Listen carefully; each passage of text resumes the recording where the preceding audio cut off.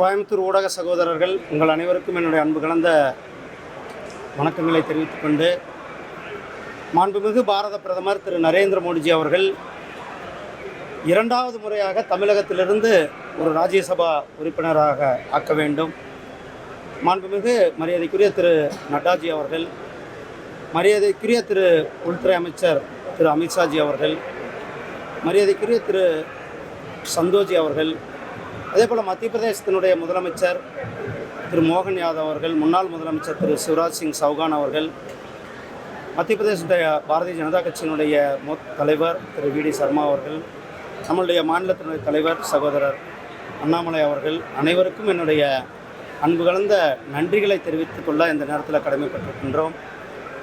தமிழகத்திலிருந்து 2019 தேர்தலில் நமக்கு பாராளுமன்றத்திற்கு உறுப்பினர் கிடைக்காத நேரத்திலும் கூட தமிழகத்திற்கு பிரதிநிதித்துவம் தர வேண்டும், தமிழகத்திலிருந்து ஒரு பிரதிநிதி இருக்க வேண்டும் என்ற இந்த எண்ணத்தோடு தமிழகத்திலிருந்து ஒரு ராஜ்யசபாவுக்கு மத்திய பிரதேசத்திலிருந்து தேர்ந்தெடுக்கப்பட்டு அமைச்சராக பணிபுரிகின்ற அந்த வாய்ப்பு கிடைத்திருக்கிறது. இரண்டாவது முறையாக மாண்புமிகு பிரதமர் திரு நரேந்திர மோடிஜி அவர்கள் அங்கிருந்து நமக்கு ராஜ்யசபா தமிழகத்திற்கு பிரதிநிதித்துவம் தர வேண்டும், தமிழ்நாட்டினுடைய வளர்ச்சிக்காக முக்கியத்துவம் தர வேண்டும், தமிழகத்தினுடைய இணைப்பு பாலமாக இருக்க வேண்டும் என்பதற்காக மீண்டும் அங்கிருந்து ராஜ்யசபா உறுப்பினராக ஆக்கியிருக்கிறார்கள். இது தமிழ் மக்கள் மேலே, தமிழ்நாட்டின் மேலே பிரதமர் அவர்கள் எந்த அளவுக்கு மரியாதை வைத்திருக்கிறார் என்பதை இது காட்டிக் கொண்டிருக்கிறார்.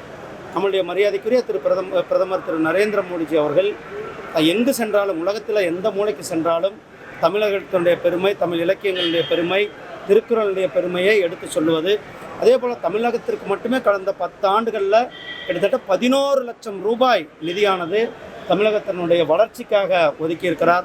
அது பல்வேறு திட்டங்களுக்கான நிதிக்காக ஒதுக்கப்பட்டது.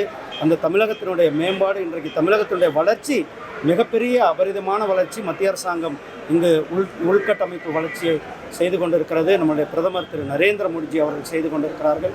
இந்த நேரத்தில் தமிழகத்திலிருந்து மீண்டும் ஒரு முறை ராஜ்யசபா உறுப்பினராக ஆக்கிய அனைத்து பாரதிய ஜனதா கட்சியினுடைய மூத்த தலைவர்களுக்கும், அதே போல் தமிழகத்தின் மக்கள் சார்பாக அவர்களுக்கு என்னுடைய நன்றியை தெரிவித்துக் கொள்கிறேன்.